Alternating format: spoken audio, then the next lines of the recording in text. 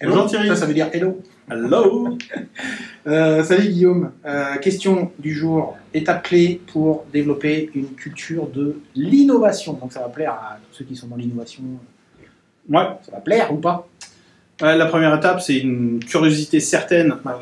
Et tout le monde, en fait, en a une. La question étant de savoir, est-ce qu'on autorise nos collaborateurs à cultiver cette curiosité sur les sujets qui les passionnent.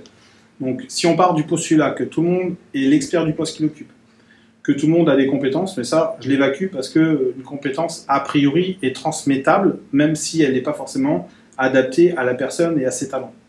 Mais si on s'associe bien aux talents de l'ensemble de vos équipes et aux talents qu'ils ont personnellement, si vous leur donnez la possibilité de faire de la R&D sur un sujet qui les passionne, vous pourrez avoir une certaine forme de transfert d'expertise et de talent et de compétences grâce à de l'innovation dans votre activité. Alors, ça sous-entend certaines choses. La première, c'est le droit à l'erreur. C'est-à-dire que si vous interdisez vos équipes de faire de la recherche et de cultiver leur curiosité et de se tromper parce que ça fait partie en fait, de la phase d'apprentissage autour d'une technologie, autour d'un nouveau sujet, ben, en fait, vous vous coupez de fait de ce processus d'innovation.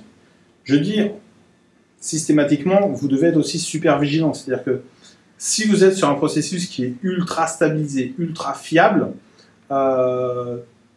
l'innovation n'est pas forcément la bonne idée. C'est-à-dire que si vous avez un processus efficient, il faut aussi savoir ne pas y toucher. Et donc, donner la possibilité à des gens curieux de faire de la R&D et de l'innovation, c'est oui, mais pas sur le process qui est efficient.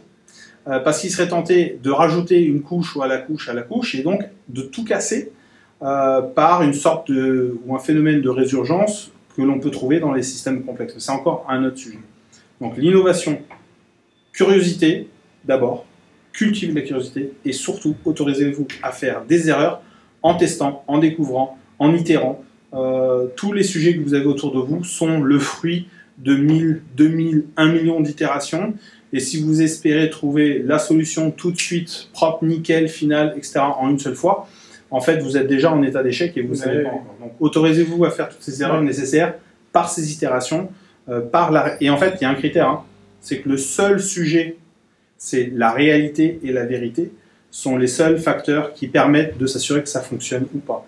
Et pour ça, il faut crash tester, crash tester, crash tester. La curiosité, c'est un modèle adaptatif. C'est quand on est curieux, on s'adapte plus facilement aux situations et ça casse un truc qui est très puissant chez l'humain et qui se passe à l'arrière, hein, qui est un modèle automatique qui s'appelle la routine. Bon. Très rassurant, mais pas très innovant. Amenez vos équipes à devenir curieuses. À plus. Les bonnes. Allez, partagez et puis merci encore pour vos questions. On est ravis de pouvoir y répondre. Salut!